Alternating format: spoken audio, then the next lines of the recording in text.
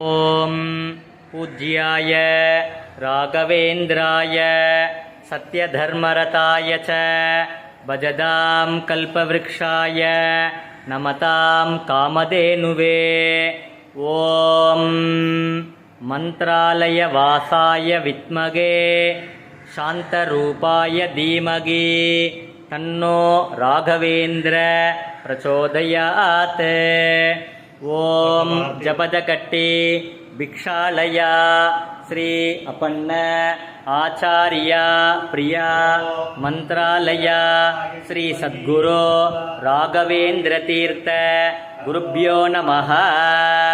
ओम गुरु ब्रह्मा गुरु विष्णुः गुरुदेवो महेश्वरः गुरु साक्षात् परब्रह्मा तस्मै श्री गुरवे नमः।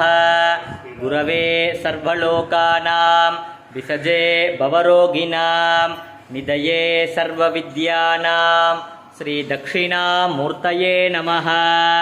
वाकर्ताविव संपृक्तौ वाकर्त प्रतिपद्धये जगदपितरो वन्दे पार्वती परमेश्वरौ। महागणाधिपतये नमो नमः।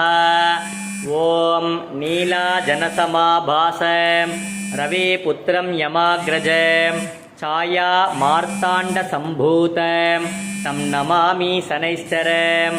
ओम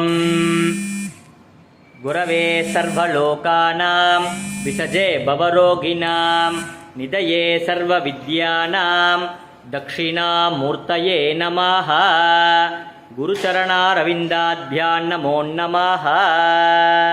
ओम देवानां च ऋषीणां च गुरुं काञ्चन सन्निभं बुद्धिभूतं त्रिलोकेशं तं नमामि बृहस्पतिम्।